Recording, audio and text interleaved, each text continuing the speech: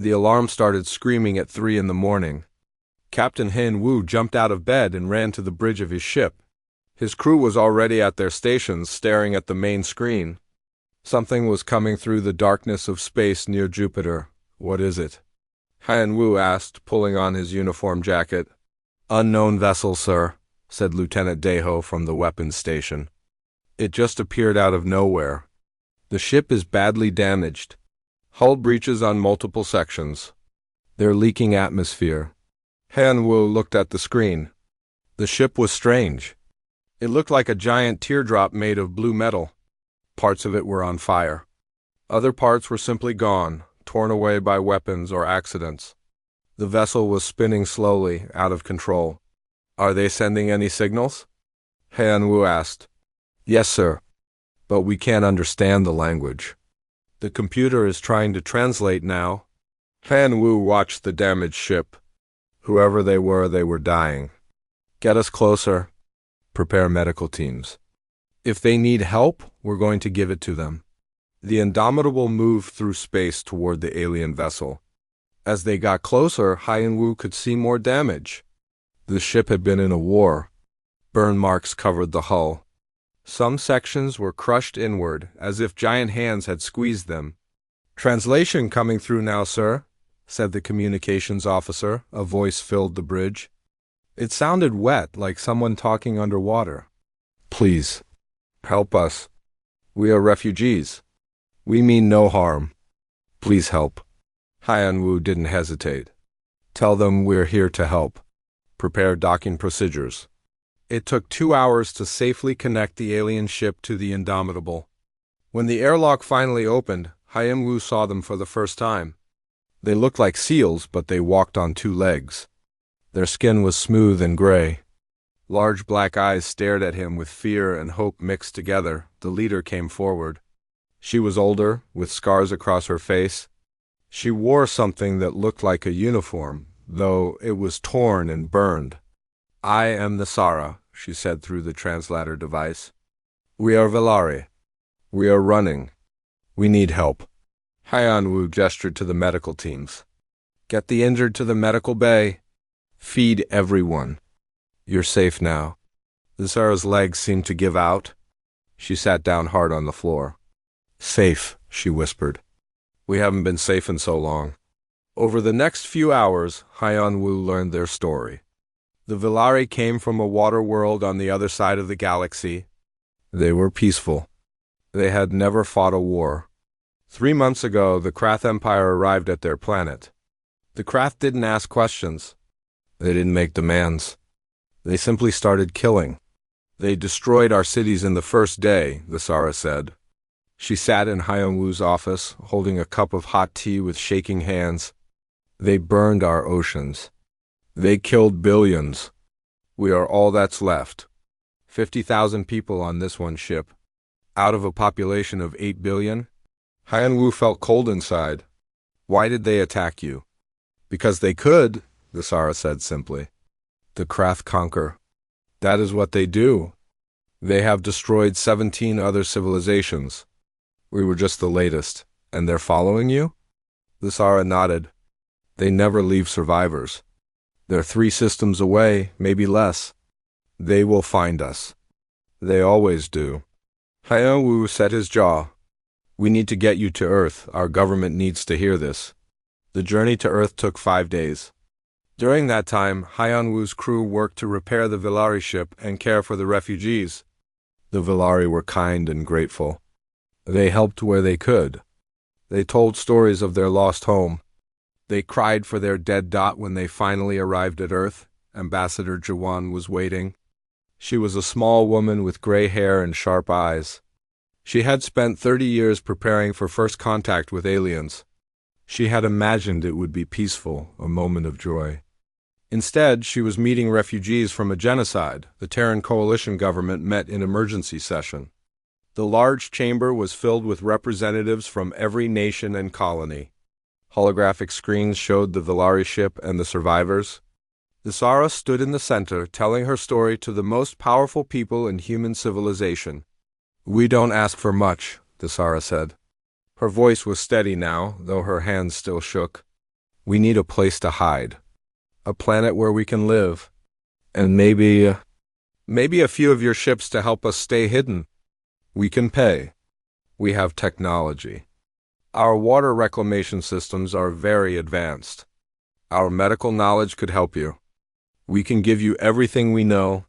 The chamber was silent. Then Ambassador Jawan stood up. You'll have sanctuary. All of you. We'll find you a home. The Sara's eyes filled with tears. Thank you. Thank you so much. But first, Jawan continued, tell us about the Krath. Everything you know. Over the next hours, the Sara shared intelligence. The Krath Empire controlled 43 star systems. They had destroyed 17 civilizations completely. Their fleet was massive, 400 warships or more. They used plasma weapons and kinetic cannons. They took no prisoners. They gave no mercy. They will come here, the Sara said. They followed our trail. They're probably only days behind us. When they arrive, you should run. Your ships should scatter. Don't fight them. Nobody can fight them and win. Han Wu watched the politicians and military leaders in the chamber. They were listening carefully, taking notes. Their faces showed no fear. Instead, they looked full, like they were solving a puzzle. Admiral Minho stood up. He was an old man with white hair and a face like carved stone. He had commanded fleets for 40 years. How many ships are following you? He asked. 400? The Sara said. Maybe more. And they'll be here in how long? 3 days. Perhaps 4. Minho nodded slowly. He looked at the other military leaders. Something passed between them. A look that Han Wu recognized. It was the look soldiers got when they made a decision. Thank you for this information, Minho said. It's very helpful. The Sara looked confused. You'll hide us? You'll help us run? Minho smiled. It wasn't a happy smile. It was the smile of a Volf. Oh, we'll help you. Don't worry about that. The session ended. The Villari were taken to comfortable quarters. They were given food, medical care, and promises of safety. They went to sleep that night believing they had found sanctuary. They had no idea what they had actually done in a secure bunker deep under the surface. Admiral Minho met with his commanders. Captain Han Wu was there too, along with hundreds of other officers. The mood in the room was not fearful. It was focused, intense. 400 ships, Minho said. He stood in front of a holographic display showing the Krath fleet's projected path. They think they're hunting refugees. They don't know we're here. What are our orders, sir? Asked one commander. Minho looked around the room. The Krath have destroyed 17 civilizations. They've killed trillions. They're coming to our space, to our home, planning to kill our guests. He paused. We're going to show them what happens when you threaten humanity's friends.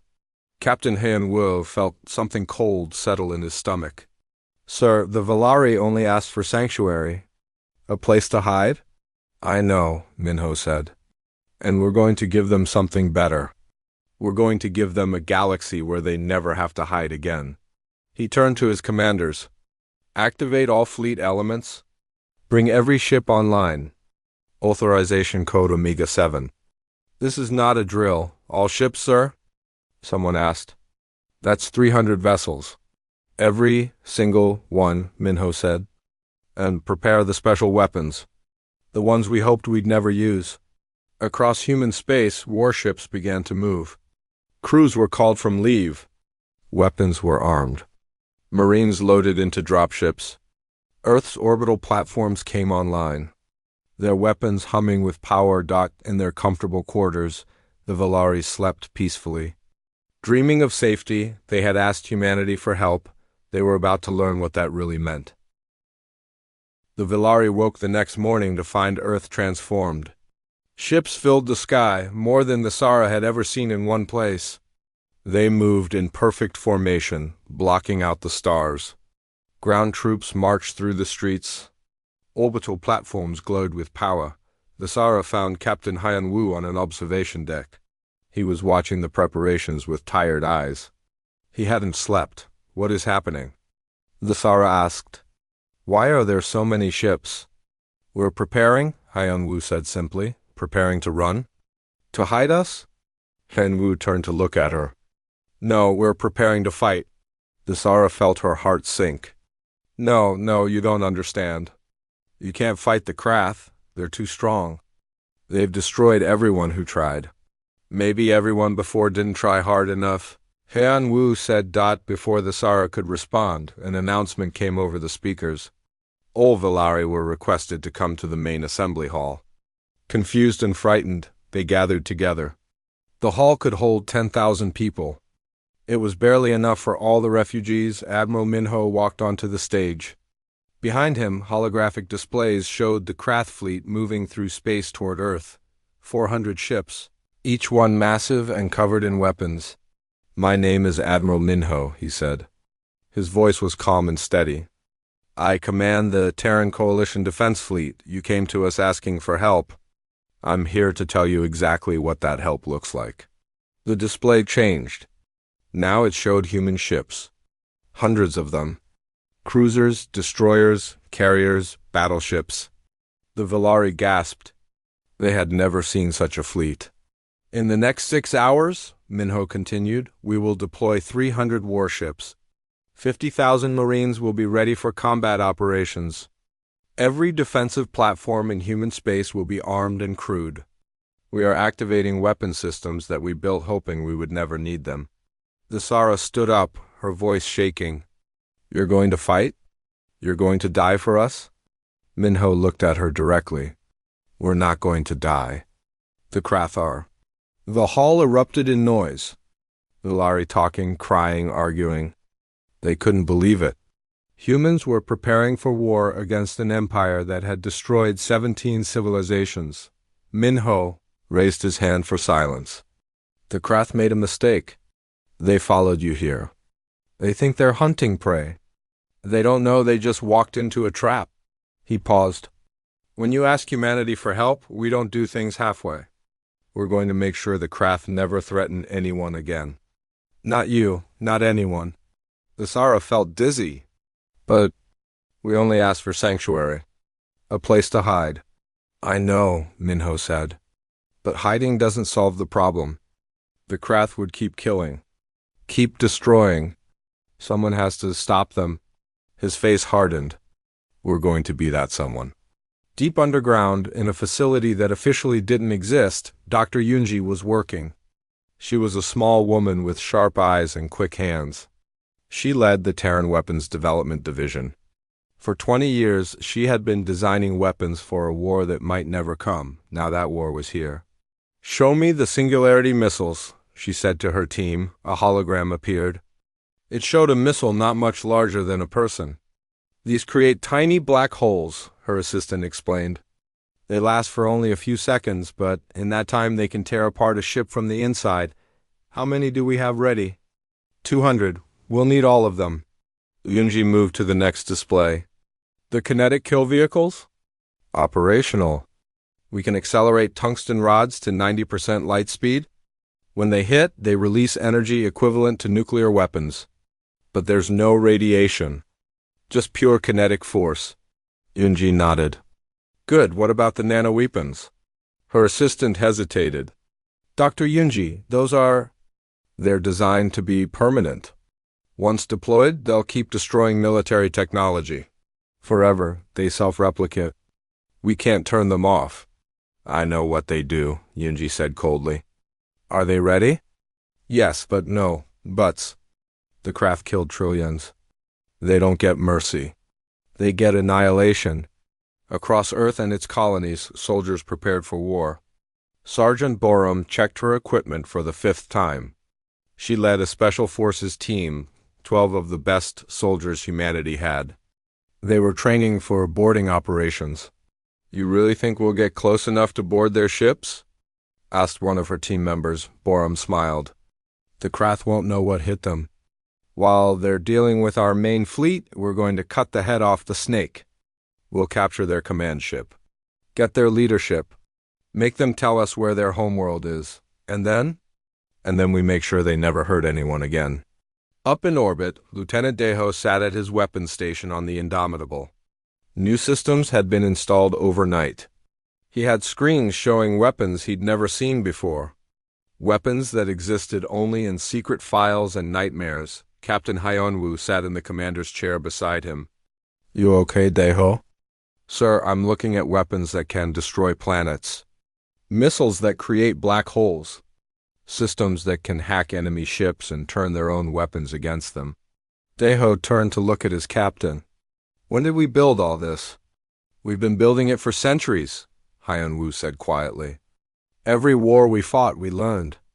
Every weapon we made, we improved. We kept building better, more terrible weapons, hoping we'd never need them. Now we do. Are we the good guys, sir? Using weapons like these?" Hyunwoo was quiet for a long moment. "I don't know. But I know the Krath have killed trillions. And they're coming here. So we're going to use everything we have to stop them." Ambassador Ji-won visited the Villari that evening. She found the Sara standing alone, looking at Earth through a window. The planet was beautiful, covered in blue oceans and white clouds. "Your world is lovely," the Sara said. "I'm sorry we brought danger here." "You brought nothing but yourselves," Ji-won said. "The danger was always going to come. The galaxy has predators. We've always known that. But you're preparing to fight an empire. For us, for refugees you just met?" Ji-won stood beside her. "We're not just fighting for you.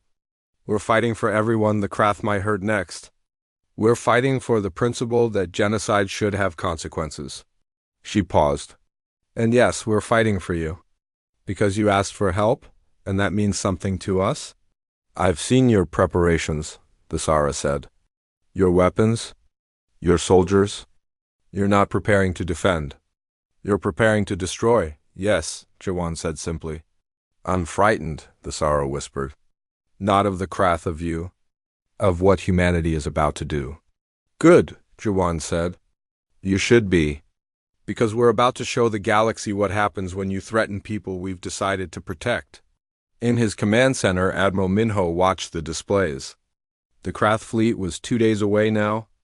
They were coming fast, confident. They had no idea humans were waiting. His chief of staff approached. "Admiral, all ships report ready. All weapons are armed. All troops are deployed. We're ready to execute your orders." Minho looked at the display showing the Krath fleet. 400 ships. Billions of tons of war machines. They thought they were hunters. "Send the fleet to the Helios Nebula," Minho ordered. "We're not going to wait for them to come to us. We're going to them." "Sir? You want to leave Earth undefended?" "The best defense is making sure the enemy never gets here," Minho said. "We're going to hit them in the nebula. The gas clouds will hide our ships until it's too late. They'll think they're the ambush predators." He smiled coldly. "They're about to learn what real predators look like." 300 human warships began moving. They left Earth's orbit in silence, disappearing into the darkness of space. Stealth systems activated. Electronic warfare systems hummed to life. Weapons charged on the Indomitable. Captain Hyunwoo addressed his crew. "In 24 hours, we're going to fight. The Krath think they're invincible. They've never lost. They've destroyed civilizations." He paused. "But they've never fought humans before. They've never faced an enemy that studies war the way we do. That prepares the way we prepare. That's willing to do whatever it takes." He looked around at his crew. Young faces. Old faces. People from every nation on Earth and every colony in space. "We didn't start this war. The Krath did when they chose to hunt refugees. When they chose to come to our space. Now we're going to finish it." Lieutenant Deho raised his hand. "Sir, what if they surrender?" Hyunwoo was quiet. Then he said, "They won't." The fleet moved through space, heading toward the Helios Nebula. Behind them, Earth continued its preparations. More weapons were built. More soldiers trained. Humanity was preparing not just to win a battle, but to win a war. In her quarters, Dr. Yoonji looked at schematics for weapons she'd designed. Beautiful, terrible things. She wondered if she would be remembered as a genius or a monster. Then she decided it didn't matter. The craft had to be stopped. If that made her a monster, so be it. Sergeant Borum and her team practiced boarding operations again and again. They would only get one chance. They had to be perfect. The Velari watched all this with growing horror and awe. They had asked for help hiding. Humanity was preparing to break, and Empire Thesara couldn't sleep. She kept thinking about what Ambassador Jiwan had said. About consequences. About protection. About what humanity was going to do. She thought about her destroyed homeworld. About the billions dead. About the 17 other civilizations the Krath had destroyed. And she thought about the Krath fleet, coming through space, confident and proud. Having no idea what was waiting for them, the trap was set, the weapons were ready, humanity was going to war. The Helios Nebula was beautiful. Clouds of purple and blue gas stretched for millions of kilometers. Stars twinkled through the haze like distant campfires. It was peaceful, quiet. 300 human warships waited in that quiet. Captain Han Wu stood on the bridge of the Indomitable, watching the gas clouds drift past. His ship was part of the bait force, 50 vessels positioned at the edge of the nebula. Their job was simple: be seen. Let the Krath find them. Draw them into the trap. How long until they arrive? He asked. 2 hours, Lieutenant Deho replied. His hands were steady on his weapons console, but Hyun Wei could see sweat on his forehead. Good, remind all ships. No one fires until Admiral Minho gives the order. We need them fully committed. Across the nebula, 250 warships waited in silence. Their stealth systems were active, making them invisible to sensors. They floated in the gas clouds like sharks in murky water. Waiting. Patient. Admiral Minho sat in his command ship, the Titan, watching multiple displays. He could see Hyun Wu's bait force. He could see the Krath fleet approaching. He could see his hidden ships ready to spring the trap. All weapons are charged, his tactical officer reported. All ships report ready? Good, Minho said. Remember, when we hit them with everything at once. No warning. No mercy. We end this in the first strike if we can. The Krath fleet came through space like a wall of metal. 400 ships, each one massive. Their hulls were covered in spikes and bones, trophies from the civilizations they destroyed. They broadcast their presence on all frequencies. Proud and loud on the lead Krath ship, War Leader Kravik looked at his displays with satisfaction. His sensors had detected the human ships at the edge of the nebula. Only 50 of them, weak, afraid. They're trying to hide in the gas clouds, Kravik said to his officers. Pathetic. They think the nebula will protect them. Should we call for more ships? One officer asked. Kravik laughed. For 50 small vessels? No, we'll crush them quickly and move on to their homeworld. Another civilization falls. Another trophy for our collection. The Krath fleet moved forward, confident and cruel. They had done this hundreds of times before. They had never lost. Never even been challenged. They thought this time would be the same. On the Indomitable, alarms started ringing. Krath fleet detected, Deho called out. 400 ships. They're heading straight for us. Hyun Woo felt his heart pounding. This was it. All ships maintain position. Let them come closer. We need them deep in the nebula. The Krath fleet moved into the gas clouds. Their sensors were being disrupted by the ionized gas, but they didn't care. They could see the human ships ahead. Weak prey waiting to be destroyed. 300 kilometers, Deho reported. 200. 100. Hold, Hyun Woo whispered. Hold! The Krath fleet surrounded the human bait force. Kravik smiled. Charge weapons. Prepare to fire. We'll destroy them all in one. Admiral Minho's voice cut across every human channel. One word, now. The nebula exploded with light. 250 warships decloaked simultaneously. They appeared in a perfect sphere around the Krath fleet, surrounding them completely. For 1 second, the Krath sat in confused silence, their sensors screaming warnings. They couldn't believe. Then the humans opened fire. The first weapons to hit were the kinetic kill vehicles. Tungsten rods accelerated to 90% of light speed. They were invisible until impact. When they hit, they released the energy of nuclear weapons without the radiation. 30 Krath. Capital ships exploded in the first 3 seconds. Just exploded. Turned into balls of fire and debris. Their shields didn't slow the rods even a little. Their armor was like paper. Kravik stared at his displays in horror. What was that? What hit us? Before anyone could answer, the second wave arrived, Singularity missiles. 200 of them. They streaked through space and detonated among the Krath fleet. Each one created a tiny black hole that lasted for 5 seconds. 5 seconds was enough. Gravity went insane. Krath ships were pulled toward the singularities, crushed and torn apart. Some ships collided with each other as they were dragged off course. Others simply imploded as the black holes ripped them apart from the inside. All ships evasive. Kravik screamed. Return fire. Kill them. The Krath ships tried to fight back. Their plasma weapons lit up the nebula. Their kinetic cannons roared. They were powerful weapons.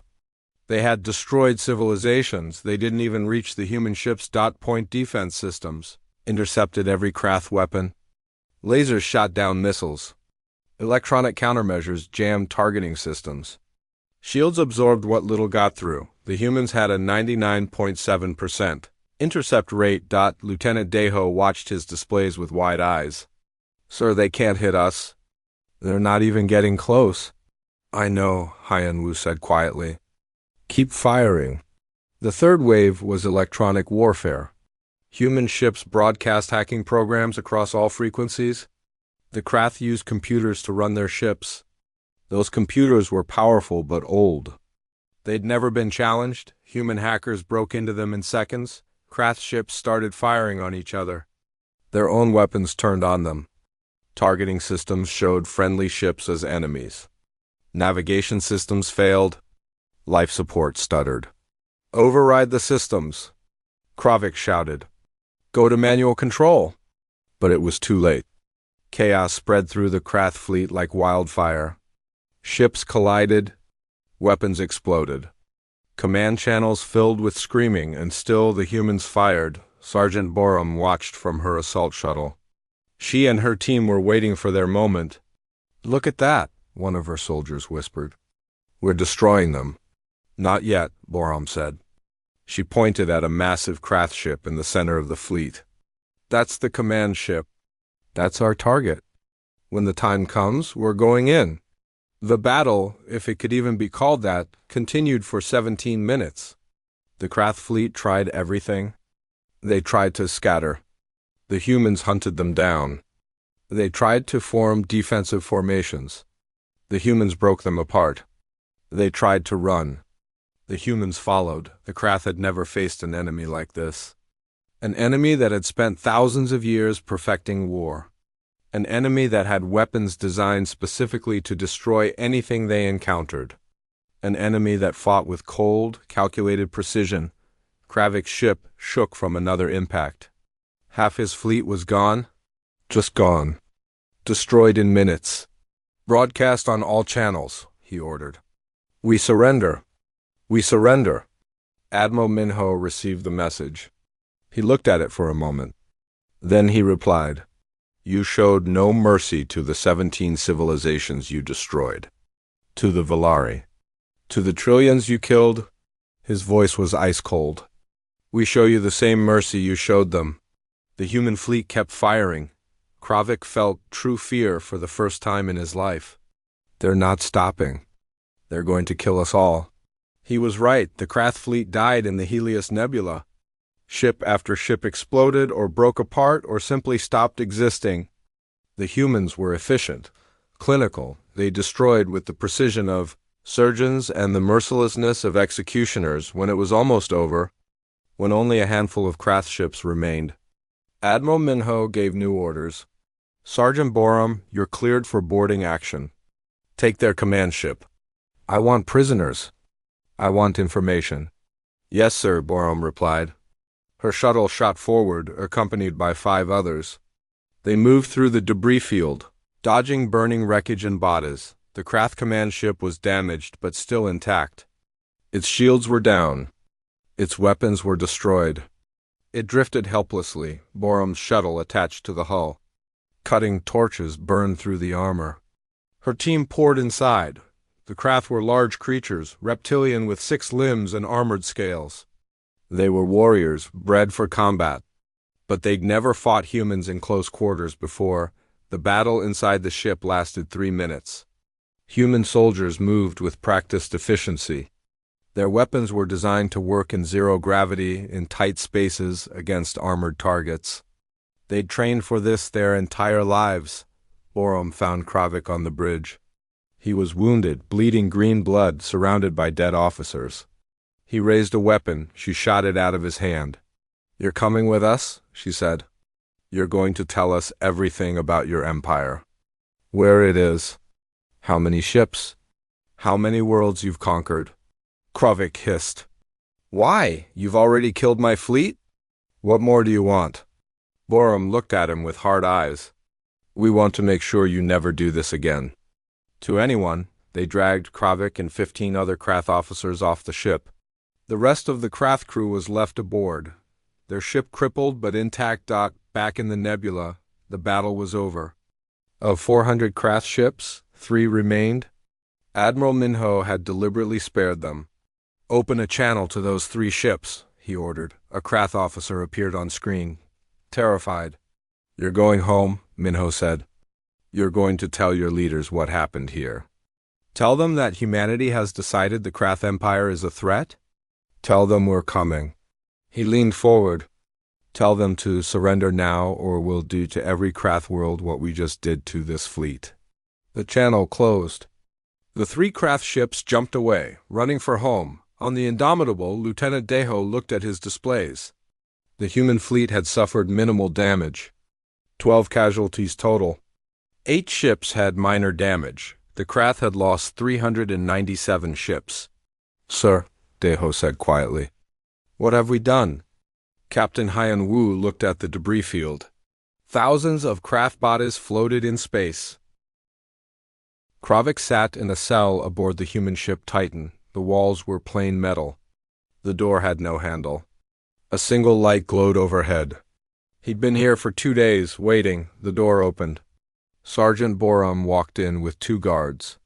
"I won't tell you anything," Kravik said immediately. Borum sat down across from him. "You don't have to. We already pulled your ship's navigation data. We know where every Krath world is. We know how many ships you have.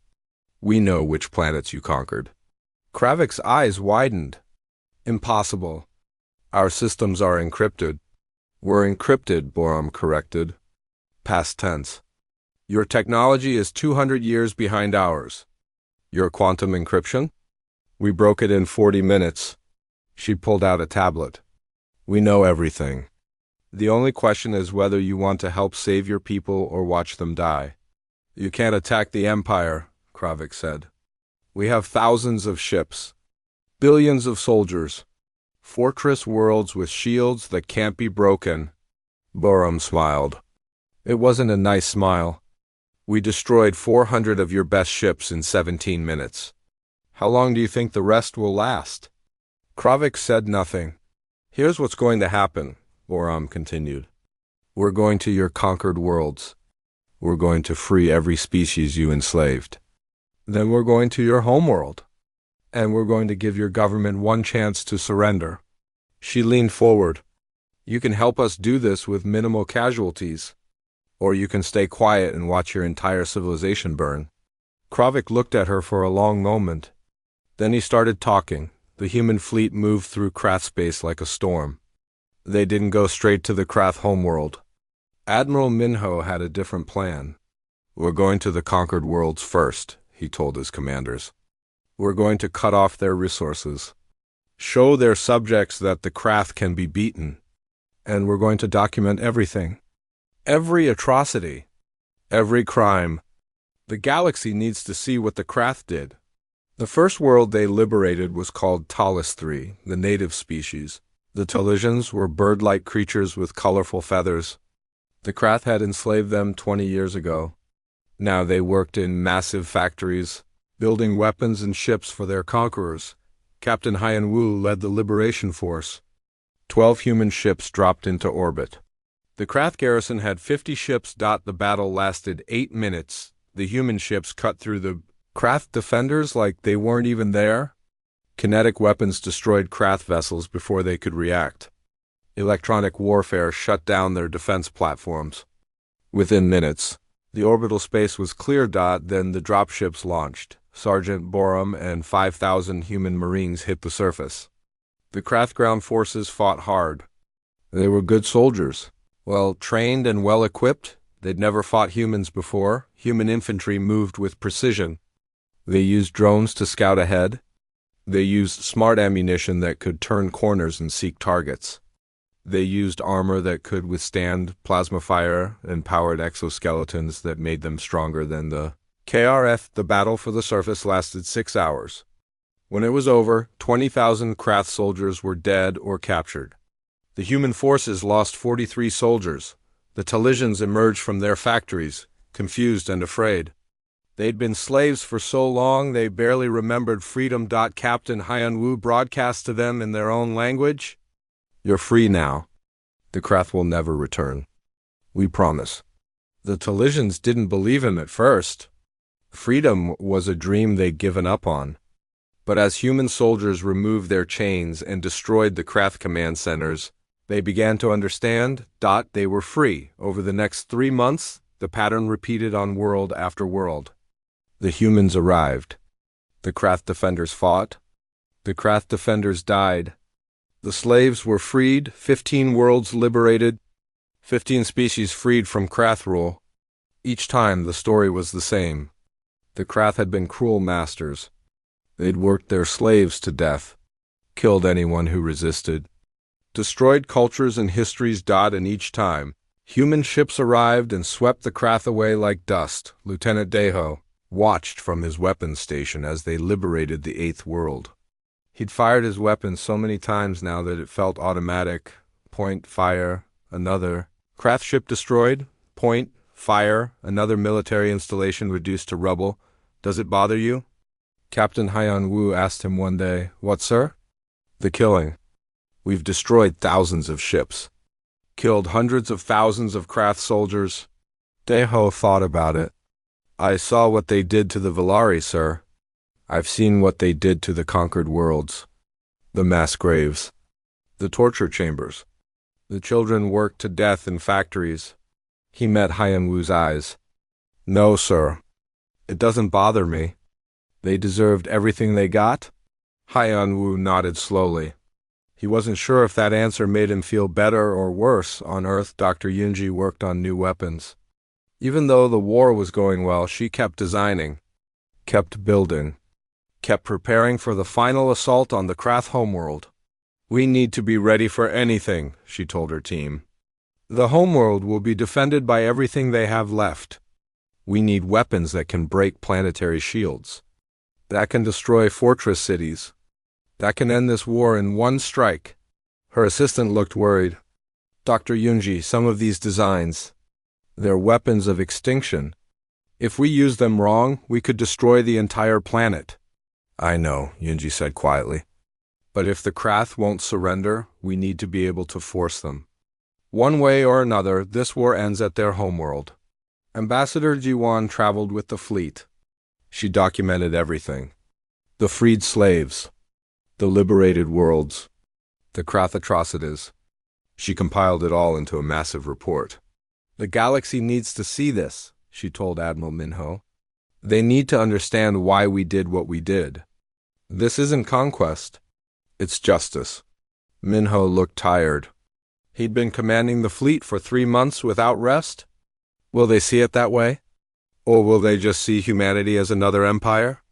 That depends on what we do next, Jawan said. How we treat the freed worlds, whether we leave or stay, whether we demand tribute or offer friendship. The freed species watched humanity carefully. They'd been freed from one empire. Would humanity become another? But the humans did something the freed species didn't expect. They left. After liberating each world, The humans helped them establish their own governments, gave them some weapons for defense, offered trade agreements and alliances. Then the human ships moved on. No occupation, no tribute, no demands. Just freedom. The freed species started talking to each other, started sharing stories about the humans, about how they fought, how they protected, how they didn't take advantage. Word spread across the galaxy. Humanity was different. Meanwhile, the Krath Empire was crumbling. With 15 conquered worlds lost, their economy collapsed. Their ship production stopped. Their military was stretched thin, trying to defend too many places at once. The Krath High Command met in emergency session on their homeworld. "The humans are coming," the military leader said. "They've destroyed everything we sent against them. They freed all our conquered worlds. They're unstoppable." "Then we fight to the last," the supreme leader said. "We are Krath, we don't surrender." "They'll kill us all," another leader said. "Every last one of us." "Then we die with honor," the supreme leader replied. "Better dead than slaves to these humans." The Krath homeworld prepared for the final battle. Every ship that could fly was brought home. Every weapon was armed. Every soldier was mobilized. The planetary shields were raised to maximum power, 8 billion. Krath prepared to die rather than surrender. The human fleet arrived in Krath space 6 months after the war began. 300 ships, each one battle-tested and ready. They'd lost some vessels over the campaign, gained others as colonies sent reinforcements. Now they faced the final challenge. Admiral Minho looked at the Krath homeworld on his display. It was a red planet, covered in cities and military installations. Orbital platforms surrounded it. Thousands of ships defended it. "Open a channel," Minho ordered. His face appeared on every screen across the Krath homeworld. "I am Admiral Minho of the Terran Coalition. We have freed every world you enslaved. We have destroyed every fleet you sent against us. Now we're here at your home." He paused. "I'm giving you one chance. Surrender, disarm your military, turn over your war criminals for trial, accept occupation and rebuilding. In exchange, your people will live. Your culture will survive. You'll have a chance at redemption. You have 6 hours to decide." The channel closed. On the Indomitable, Captain Hyan Wu watched the planet. "Will they surrender?" "No," Lieutenant Deho said. "They're Krath? They'd rather die?" "Then we'll grant them that wish," Hyan Wu said quietly. The 6 hours passed. The Krath sent no response. Their ships moved into attack formation. Their weapons charged. Admiral Minho sighed. He'd hoped it wouldn't come to this. "All ships, prepare to engage. Dr. Yunji, are the planet breaker weapons ready?" "Yes, sir," came the reply. "But Admiral, if we use them, millions will die." "I know," Minho said. "But they made their choice. All military targets. Minimize civilian casualties. But end this." The final battle began. The Krath fleet launched forward, thousands of ships screaming toward the human line. They came with everything they had. Every weapon. Every tactic. Every ounce of courage and fury. It wasn't enough. The human fleet had spent 6 months perfecting their approach to fighting the Krath. They knew every weakness, every vulnerability. They fought with the cold efficiency of experience. The 10 minutes passed. The Krath government sent no response. Admiral Minho closed his eyes for a moment, then gave the order, "Strike the government centers." 3 kinetic strikes hit the Krath capital city. The government buildings exploded. The supreme leader and his entire command staff died instantly. The Krath Empire, which had existed for 300 years, ended in a flash of light. With their leadership gone, the Krath military fell apart. Some ships tried to flee. Others surrendered. A few fought to the death. Within hours, it was over. The Krath Empire was no more. Captain Hyan Wu stood on the surface of the Krath homeworld 3 days later. The city around him was damaged but standing. Human soldiers moved through the streets, establishing order. Medical teams treated wounded Krath civilians. Engineers worked to restore power and water. A young Krath approached him. She was barely an adult, holding a child in her arms. "Are you going to kill us?" she asked in broken English. Hyenwu knelt down to her level. "No, we're going to help you rebuild. You'll have a chance to become something better than what you were." She started crying. "We were told you were monsters, that you'd destroy our world." "We destroyed your empire," Hyenwu said gently. "But your people can survive, can change, can learn to live in peace." He stood up. "But your old ways are over, forever." The occupation of the Krath homeworld took 6 months. Human forces dismantled every military installation. Every weapon was destroyed. Every warship was broken down for scrap, but they also built schools, hospitals, power plants, water treatment facilities. The humans poured resources into rebuilding what they destroyed. Sergeant Borum led a team that searched for Krath War criminals. They found hundreds of officers who'd committed atrocities on conquered worlds. Each one was arrested and put on trial. "The Krath people aren't responsible for what their leaders did," Borum told her team. "But the leaders themselves need to answer for their crimes." The trials were broadcast across the galaxy. The evidence was clear. Videos of massacres, documents ordering genocides, testimony from survivors. The Krath officers were found guilty, one after another. Some were imprisoned. The worst were executed. The galaxy watched it all. Lieutenant Deho returned to Earth after the occupation ended. He'd been in combat for 8 months. He'd fired his weapons hundreds of times. He'd killed thousands of enemy soldiers. Now he couldn't sleep. Every time he closed his eyes, he saw Krath ships exploding, heard their screams over the communication channels, saw the aftermath of battles. He went to a therapist. "I did what I had to do," he said. "I know that, but I can't stop seeing it." "That's normal," the therapist told him. "You're not a monster. Monsters don't feel guilty. But you need to process what happened. You need to understand that you can be both a good person and someone who did terrible things in a necessary cause." Deho eventually became a teacher at the Naval Academy. He taught young officers about the Krath War, about the reality of combat, about the cost of victory. "We won," he'd tell his students. "But winning hurt. Never forget that." Dr. Yunji destroyed all her research after the war. She deleted every file, burned every blueprint. The weapons she'd created were too dangerous to exist. "I built them because we needed them," she told Ambassador Jiwan. "But I never want to see them used again. Never want anyone to have that kind of power." She spent the rest of her life working on medical technology, trying to heal instead of destroy, trying to balance the scales. Admiral Minho faced a trial of his own. Not a criminal trial, but a political one. Half of humanity celebrated him as a hero. The other half questioned whether he'd gone too far.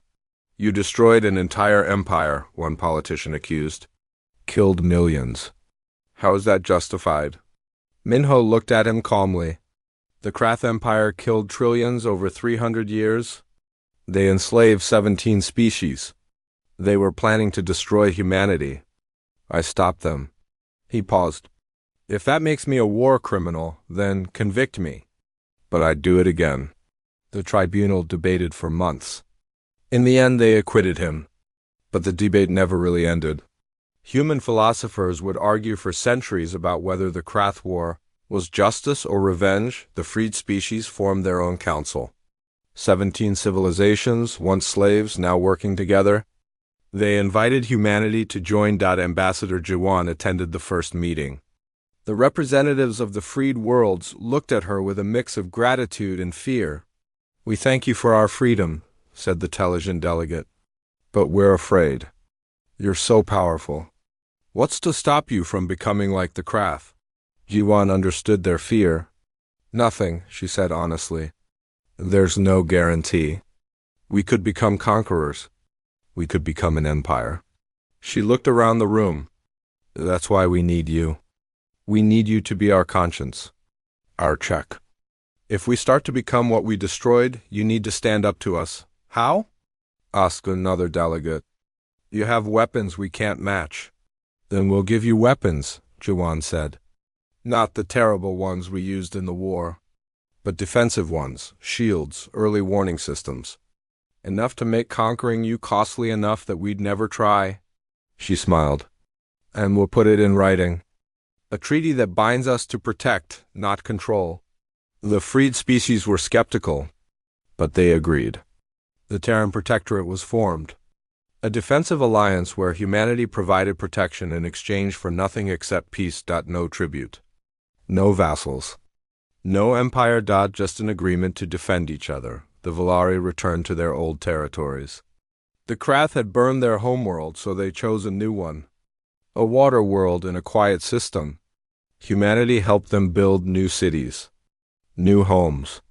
A new start. The Sara stood on a beach, watching the sun set over an alien ocean. Captain Han Wu found her there. We're going home tomorrow, he said. Back to Earth. Thank you, the Sara said. For everything. For saving us. For destroying our enemies. For giving us this world. You don't sound happy, Han Wu observed. The Sara was quiet for a moment. We asked for help hiding. You gave us vengeance? You destroyed an entire empire for us. Ungrateful. But I'm also frightened of what you're capable of what you might become. So are we, Han Wu admitted. We scared ourselves during this war. We learned things about ourselves we didn't want to know, that we're capable of such destruction. Such ruthlessness. What will you do with that knowledge? Try to be better, Han Wu said. Try to make sure we only use that power when we absolutely have to. Try to be the protectors we claim to be, not the conquerors we could become. And if you fail? Han Wu smiled sadly. Then I hope someone stops us. The way we stopped the Krath. They stood in silence, watching the waves. The news of the Krath War spread across the galaxy. Humanity's reputation changed overnight. They were no longer the newcomers, the primitive species just learning to travel space. They were now the apex predators. The ones who could destroy empires, diplomatic channels flooded with messages. Some species offered alliances. Others offered tribute, hoping to avoid humanity's wrath. A few, the brave or foolish ones, issued challenges. Humanity declined them all. We're not interested in empire, Ambassador Jiwan told the galaxy in a broadcast. We're not looking for vassals or subjects. We just want peace. But, and here her voice turned hard, we will protect our friends absolutely. We will defend the innocent without mercy for their attackers. The Krath learned this. Let their fate be a lesson. To the peaceful species of the galaxy, we offer friendship. To those who prey on others, we offer a choice, stop or be stopped. The broadcast was heard by thousands of civilizations. Some laughed. Some scoffed. But many started reconsidering their plans for conquest. The Krath had been powerful. And humanity had erased them from existence in 8 months. Maybe conquering wasn't worth the risk anymore. 10 years passed. The Krath homeworld slowly recovered under human guidance. The younger generation of Krath grew up learning about their history, about what their empire had done, about why it fell. Some were angry, but most were relieved. They'd been freed from a culture of endless war. Given a chance to be something else. The Krath were rebuilding, not as an empire, but as a people. The freed worlds prospered. Without the Krath taking their resources, they developed rapidly. Trade flourished. Science advanced. Art and culture bloomed. Humanity watched over them all. Not as rulers, but as guardians. Human ships patrolled the borders. Human diplomats mediated disputes. Human soldiers trained local defense forces. They kept their promise. Protection without conquest. Captain Han Wu retired from active service. He became a diplomat, working to build bridges between humanity and the freed species. He spent his days in conferences, not combat. Words, not weapons. It was harder than he expected. Fighting was easier, he told his wife one night. In combat, you know who the enemy is. You know what to do. But in peace, everyone's a potential ally or enemy. Every decision has consequences you can't predict. But this is what we fought for, she reminded him. The chance for peace. The chance for people to live without fear. He nodded. She was right. This was the goal. But sometimes he missed the clarity of war Lieutenant Deho, now Commander Deho, taught at the Naval Academy. He made sure every young officer understood the weight of their weapons, the responsibility of their power. We have the ability to destroy planets, he told his classes. To end civilizations? That power is terrible. And it's necessary. The galaxy has monsters.